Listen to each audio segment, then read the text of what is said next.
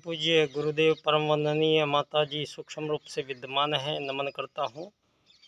विश्व मानव को प्रणाम करता हूँ। दोस्तों, आदि शक्ति माँ गायत्री स्वयं प्राणों की देवी, संपूर्ण प्राणियों के साथ साथ हमारे भी जीवन का मूल आधार, वो ना दिखाई देने वाली ऐसी सत्ता है जो बिजली की तरह हमारे शरीर में प्रवेश करती है और हमारा जीवन प्रारंभ होता है।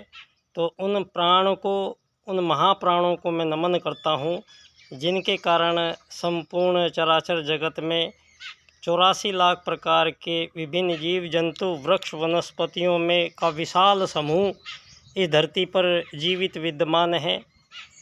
और दोस्तों, ये जगह का बड़ा विशेष महत्व है। धरती पर निश्चित तौर पर ऐसे स्थान मौजूद हैं जिनके केंद्र से पूरे ब्रह्मांड के ग्रह उपग्रहों पे उनका प्रभाव पड़ता है और पूरे निखिल विश्व ब्रह्मांड में पृथ्वी के जो एंगल्स बनते हैं, ये जो कोण बनते हैं, इन कोणों का बड़ा विशेष महत्व है।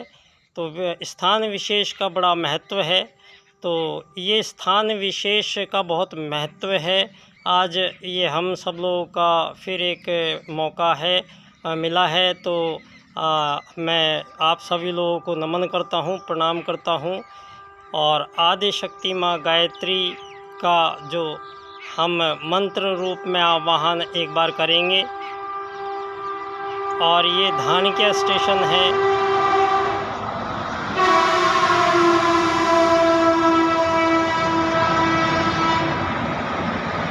ये धानिक्य स्टेशन पंडित दीनदयाल उपाध्याय जी के जीवन में बड़ा विशेष महत्व रखता है।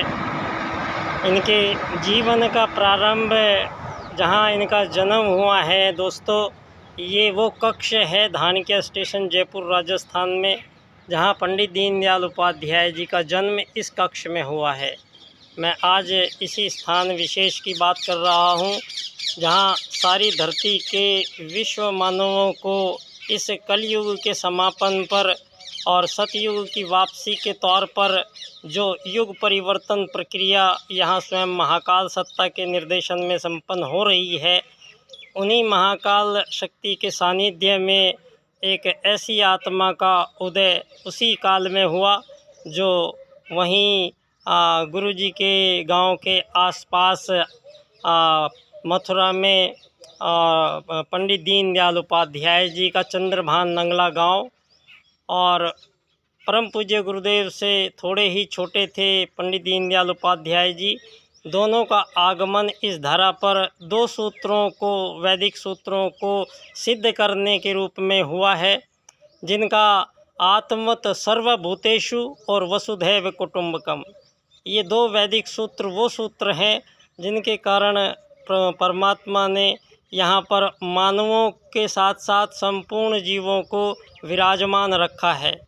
आप लोग देखेंगे कि परमात्म सत्ता के जो किताब है, जो कायदे कानून हैं, वो कायदे कानून इतने सूक्ष्मता से और इतने विराटता के साथ बनाए गए हैं कि लाखों करोड़ों साल होने के बावजूद भी यहाँ अनंत प्रकार के जीव जंतु, वृक्ष, वनस्पति विद्यमान हैं। आप देखेंगे कि प्रत्येक जीव, चाहे वो बड़ा जीव है, चाहे छोटा जीव है, चाहे पानी में रहता है, चाहे हवा में रहता है, चाहे आसमान में उड़ता है, तो कोई भी जीव प्रजाति है, वो जीव प्रजाति केवल दो ही वैदिक सूत्रों के कारण उनका धरती पर आगमन हुआ है, धरती पर उनके जीवन का नियमन हुआ है और धरती पर उनके लक्ष्य का निर्धारण हुआ है प्रत्येक जीव का।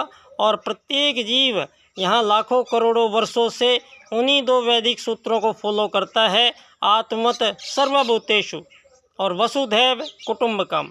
ये दो वैदिक सूत्र हैं जिनके कारण यहाँ मानवता का उदय, हमारे प्रथम पूर्वज, हमारे आदि पूर्वज, प्रथम मानव धरती के भारत में जन्मे मनु की संतानें, उन्हीं को आर्य जाति कहा गया है। एक ही मानव जाति का उदय हुआ है, वो है आर्य। और आर्य लोग इसलिए उनको कहना पड़ा, वो एक विशेषण था क्योंकि प्रथम आगमन काल के समय सतयुग में आगमन हुआ है मानव का, जहाँ परमात्मा का ही एक अंश आत्मा धरती पर आता है और ये आत्मा एक रिसीवर है, रिसीवर है एक तरीके का।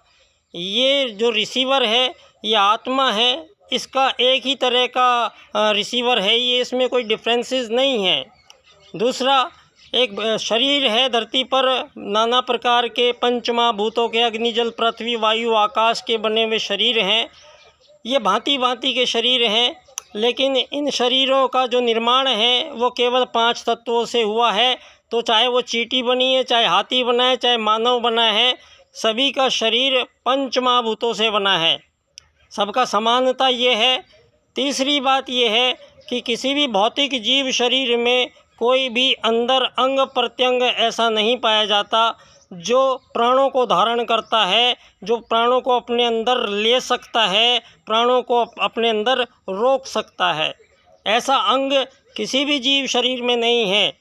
लेकिन जीवों का जीव शरीर जब भी जीवित होता है जब उसमें कोई एक रिसीवर आके बैठता है, और वो रिसीवर जो प्राण बह रहे हैं, आदिशक्ति माँ गायत्री की प्राण रूपी बिजली जो पूरे संसार में बह रही है, इस बिजली को अंदर शरीर में धारण खींचने की सामर्थ्य किसी भी जीव में नहीं है। किसी भी जीव के अंत अंग अवयवों में ये ताकत नहीं है कि वो प्राणों को बाहर से अंदर ले ले और अपने आप रोक के शरीर में रख सकें। दोस्तों, ये रिसीवर जो है यही आपकी दुविधा है और सबकी दुविधा यहीं पर टिकी हुई है। तो यहाँ ये बात सिद्ध होती है कि किसी भी बॉडी में जो रिसीवर है वो एक आत्मा है। वो एक आत्मा में ही ये शक्ति है कि वो प्राणों को धारण कर सकता है, प्राणों को ग्रहण कर सकता है। केवल आत्मा में वो शक्ति है। तो वो आत्मा जो है वो चाहे मानव में है, चाहे चिड़िया तोते हाथी कबूतर शेर बंदर में है, वो आत्मा सभी में एक ही रिसीवर व्याप्त है। तो वो रिसीवर ही, वो प्राण भी एक ही हैं और वो रिसीवर भी एक है। वो आदिशक्ति माँ गायत्री का प्राण बिजली सारे जीवों के लिए बह रही है और सारे जीवों के अंदर जो जीवित है, जीवित वही है प्राणी जिसके अंदर आत्मा का प्रवेश हो चुका है। तो दोस्तों, इसी आत्मा के प्रवेश को सिद्ध करते हुए राजनीति के माध्यम से आत्मत सर्वभूतेषु के सूत्र को इस युग परिवर्तन प्रक्रिया का मुख्य अंग के रूप में यहाँ निर्धारण संपन्न हुआ है और ये कार्य राजनीति में किया गया है और ये कार्य हुआ है इस महान शख्सियत के कारण जिसका उदय यहाँ परम पूज्य गुरुदेव के चरणों में हुआ है।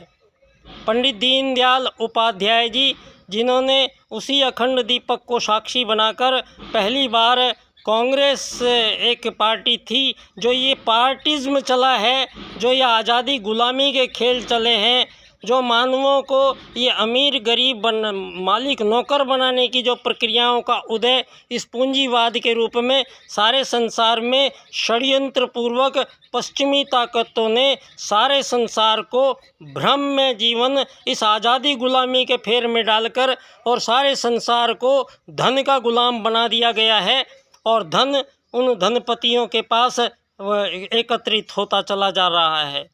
यहाँ खतरे मानव होने पर आ गए हैं। मानवता की बात तो सब भूलते चले जा रहे हैं। आज सारे संसार में, सारी दुनिया में धर्मों के नाम पर मानव के कत्लेआम किए जा रहे हैं, गर्दन कलम की जा रही है। आज भी हजारों सालों से यहाँ अमीर गरीब के रूप में मानवों के बीच में ऐसा विभाजन जो मानवों को प्रतिपल प्रताड़ित करता है।